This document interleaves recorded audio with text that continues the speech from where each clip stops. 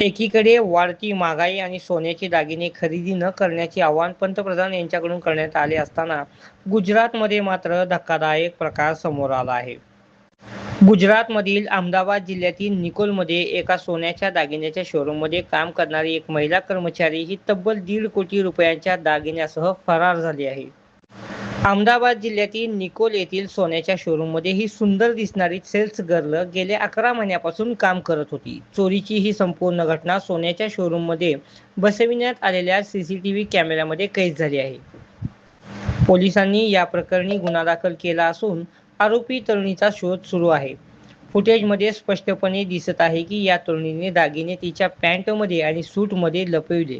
सोन्याच्या अंगठ्या, साखळ्या, पैंजण, मंगळसूत्र असा तब्बल 1.5 कोटी रुपयांचा सोन्याचा ऐवज घेऊन ही तरुणी फरार झाली आहे. अहमदाबादच्या निकोल परिसरामध्ये दर्शनभाई नावाच्या व्यावसायिकाचे सोन्या चांदीचे मोठे शोरूम आहे. या शोरूममध्ये मॅनेजर, सेल्समन, सेल्स गर्ल आणि कॅशियर असे एकूण 19 कर्मचारी कामाला आहेत. हर्षदा शेट्टी नावाची तरुणी गेल्या 11 महिन्यापासून या ठिकाणी सेल्स गर्ल म्हणून काम करत होती. मात्र फोटोमध्ये सुंदर दिसणारी ही तरुणी शोरूमला कोट्यवधी रुपयाचा चुना लावून जाईल याची कोणाला कल्पनाही नव्हती.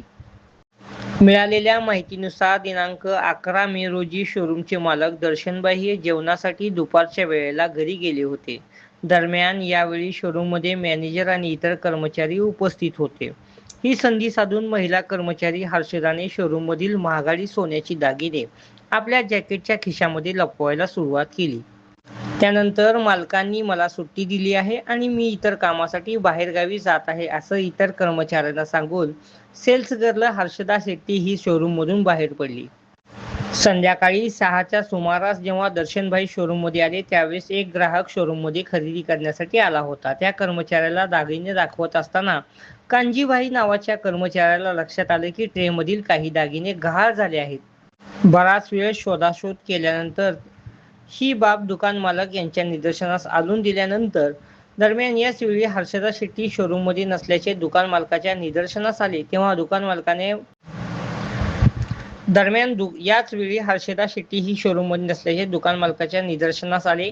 जेव्हा दुकान मालकाने इतर कर्मचाऱ्यांकडे हर्षदाच्या बाबतीत चौकशी केली असता त्यांनी सांगितले की दुपारी 4 वाजताच हर्षदा ही सुट्टी घेऊन घरी गेली आहे. मात्र सर्वात महत्त्वाची बाब म्हणजे दर्शनभाई यांनी कोणतीही सुट्टी हर्षदाची मंजूर केली नव्हतीच हे या ठिकाणी स्पष्ट झाले आणि यानंतर हर्षदावरचा संशय बळावला.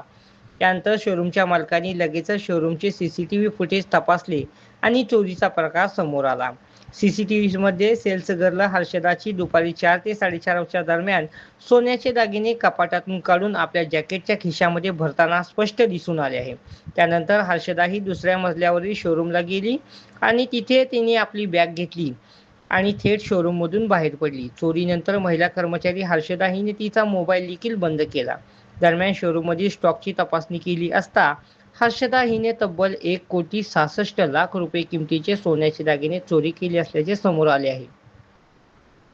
यामध्ये सोन्याची चेन, घड्याळ, अंगठ्या, मंगळसूत्र, सोन्याच्या दागिन्याचा समावेश आहे.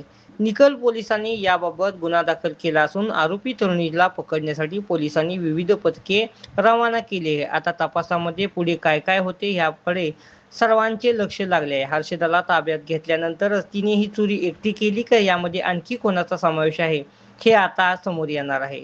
त्यामुळे हर्षदाला होणारी अटक ही महत्त्वाची यामध्ये ठरणार आहे. तुम्हाला ही बातमी कशी वाटली याबाबत आम्हाला कमेंट करून नक्की कळवा.